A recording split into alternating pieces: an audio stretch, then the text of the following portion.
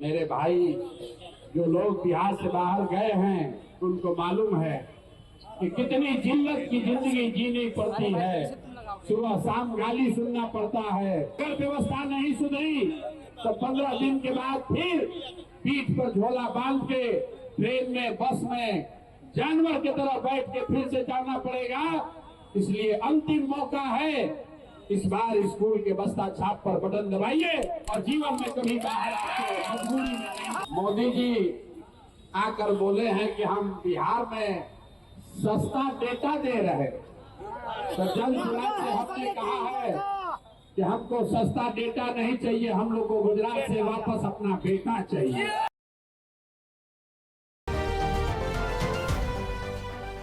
विद्यापति की धरती है। मैं अपने नेता को बिना समय गंवाए हुए देता हूँ कि आप लोगों को संबोधित करें।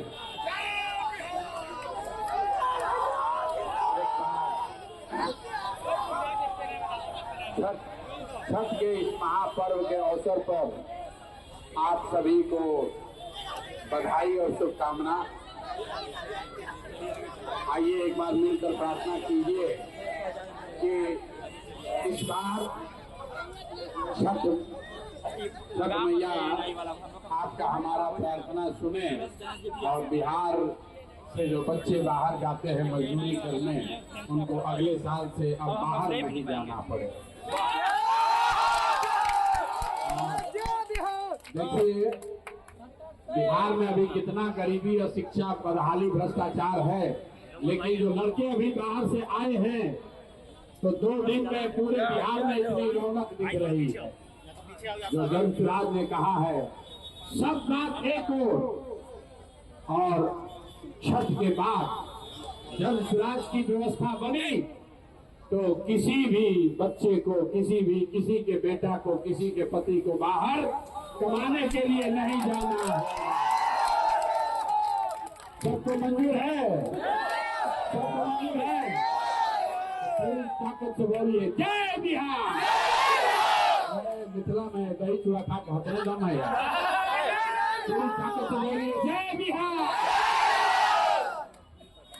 मोदी जी आए, मोदी जी आकर बोले हैं कि हम बिहार में सस्ता डेटा दे रहे, तो जन सुराज से हमने कहा है कि हमको सस्ता डेटा नहीं चाहिए, हम लोग को गुजरात से वापस अपना बेटा चाहिए।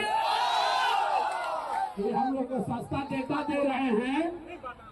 अब माई बाबूजी, पति पत्नी बेटा सब चला गया गुजरात टूर कमाने, अब फोन पर दिन भर में एक बार मुंह देखने को मिल रहा है। तो जन सुराज ने कहा है कि हम लोग को डेटा नहीं चाहिए, हम लोग को यहाँ फैक्ट्री रोजगार चाहिए, हम लोग अपना डेटा का जुगाड़ खुद से कर लेंगे। तो पूरा ताकत से बोलिए इस बार, आपकी बार, आवाज नहीं आया, आपकी बार। मेरे भाई जो लोग बिहार से बाहर गए हैं उनको मालूम है कि कितनी जिल्लत की जिंदगी जीनी पड़ती है। सुबह शाम गाली सुनना पड़ता है। आप घर आए हैं छठ में, अगर व्यवस्था नहीं सुधरी तो 15 दिन के बाद फिर पीठ पर झोला बांध के ट्रेन में, बस में जानवर की तरह बैठ के फिर से जाना पड़ेगा। इसलिए अंतिम मौका है, इस बार स्कूल के बस्ता छाप पर बटन दबाइए और जीवन में कभी बाहर आके मजबूरी में नहीं जाना पड़ेगा। अगर जाना पड़े तो अपना भाई, अपना बेटा प्रशांत किशोर का गला पकड़ लेना। हम नेता नहीं है, ये वादा करके जा रहे हैं। अगर 14 तारीख को बिहार में जन सुराज की व्यवस्था बनी तो 10, 12, 15 हजार रुपए के मजदूरी के लिए किसी भी लड़के को बिहार से बाहर नहीं जाना।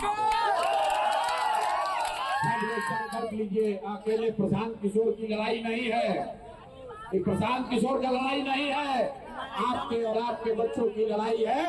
अपने अपने गांव में, मोहल्ले में खड़े हो जाइए और जैसे मैं गांव जाकर लोगों को मैंने समझाया है, आप भी लोगों को समझाइए। खाली अपना वोट देने से नहीं होगा, आपके मोहल्ले में आपका रिश्तेदार, पड़ोसी, दोस्त जो भी है, सबको समझाइए।